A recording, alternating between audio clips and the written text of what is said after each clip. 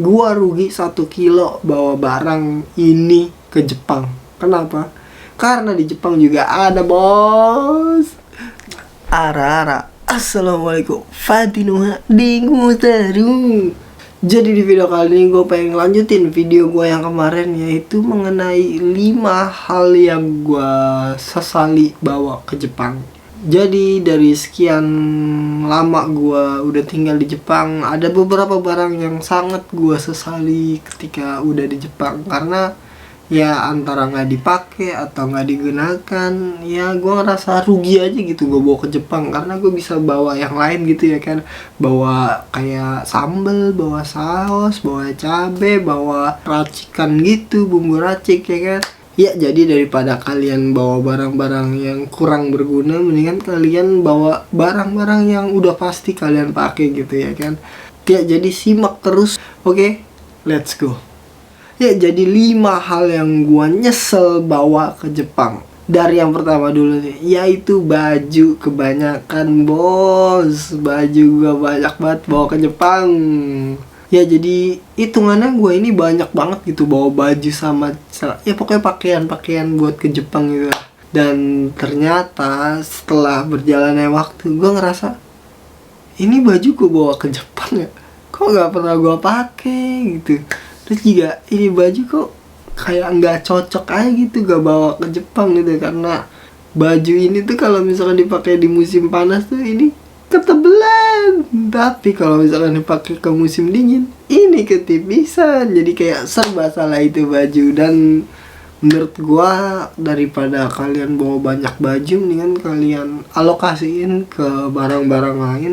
Karena baju di Jepang itu banyak yang branded, yang second. Kalau misalkan kalian yang suka second ya, itu banyak banget yang branded. Dan itu harganya tuh jauh lebih murah banget daripada kalian beli yang baru gitu. Gue pernah beli kayak baju Adidas gitu ya, itu kalau misalkan kalian beli barunya itu harganya bisa 700.000, 800.000, tapi gue beli cuman berapa, 200.000-an doang coy. Dan itu masih bagus banget, masih layak pakai. Ya emang thrift shop Jepang itu kayak barang-barang second Jepang itu masih top markotop gitu. Dan nggak cuma baju gitu, celana juga ada di sini, kayak jaket pun ada. Dan itu semua kayak wah, style Jepang banget gitu. Ya lu tahu sendiri di Indonesia orang pada pengen pakai gaya style-stylean Jepang gitu ya kan. Ya di sini mah banyak itu bertebaran dan harganya tuh murah-murah gitu kalau yang second. Jadi daripada kalian bawa baju yang kurang bagus, atau misalnya ini biasa aja gitu, nggak usah dibawa, mendingan kalian bawa barang-barang yang lain. Oke, lanjut yang kedua, yaitu obat-obatan coy. Mungkin ini bakal jadi banyak orang yang kontradiktif sama gua gitu ya, karena menurut mereka mungkin obat-obatan tuh penting gitu. Ya menurut gua tuh ya penting, cuma kayak misalkan gua tuh terlalu overthinking banget gitu. Kayak ntar gue kalau misalkan sakit perut di sini gimana ya, kalau misalkan mah di sini gimana, padahal tuh gue gak punya riwayat mah. Atau misalkan gue ambeien di sini gimana, gue gak ada riwayat ambeien.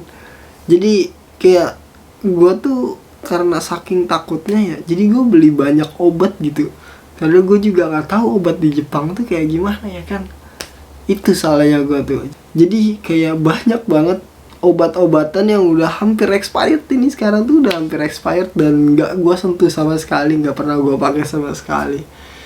Terus juga kayak fresh care gitu-gitu kan, gue di Indonesia tuh nggak pernah, kayak jarang aja gitu, jarang gue pakai. Dan ternyata gue ketika di Jepang pun gue bawa banyak itu fresh care, berapa, 5 biji apa ya, jarang gue pakai coy, jarang.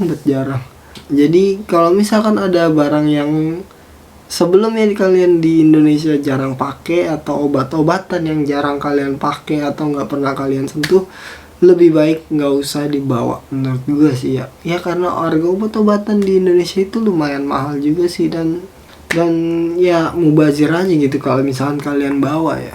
Lanjut lagi yang ketiga, yaitu uang cash Jepang gua, yen gua itu kebanyakan bawanya. Yaitu karena gua jalan pas lagi awal-awal pandemi itu, yen itu harga sampai 140 rupiah per 1 yen coy.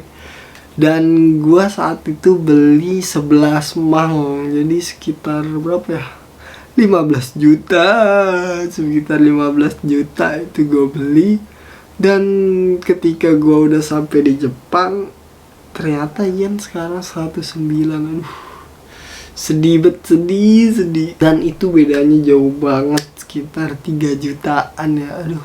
Dan itu gue ngerasa awalnya, gue kira gue bakal ya buat jaga-jaga gitu ya kan. Gue takut tiba-tiba gue gak dijemput gitu ya kan, atau gue diterlantarkan gitu di Jepang. Jadi gue bisa bertahan hidup sebanyak 11 mang itu. Ya bisa buat berapa ya, 5 bulanan lah kayaknya itu dengan uang itu. Tapi ya ternyata gue terlalu overthinking. Sekali lagi gue terlalu overthinking. Ya ketika dijemput pun ternyata dibeliin barang-barang, makanan, minuman ya selama 2 bulan gitu. Jadi uang itu pun utuh dan rugi aja, gue ngerasa rugi. Jadi menurut gue, kalian kalau misalkan pengen bawa uang gak perlu banyak-banyak. Apalagi buat kalian yang pemagang ya, yang gue rasa pemagang tuh udah fix gitu tempat kerjanya di Jepang dan gak mungkin diterlantarkan gitu. Ya kalau misalkan gue jadi kalian, bawa 3-4 mang sih cukup gitu buat hidup sebulan lebih lah. Terus setelah sebulan itu kan kalian bisa gajian, terus juga gajiannya ya buat hidup kalian gitu, nggak perlu bawa banyak-banyak. Apalagi ketika kurs yen itu lagi gila-gilaan.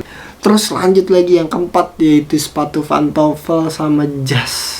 Jadi sebenarnya jas ini tuh nggak pernah gue pakai udah 1,5 tahun, dan sepatu pantofel gue pun nggak pernah gue pakai. Dua ini tuh ya kayak useless banget lah gue bawa, dan gue ngerasa ini juga useless banget ada gitu ya. Jadi di perusahaan gue tuh nggak ada kayak seremonial yang perusahaan-perusahaan gede atau ya bos-bos gitulah.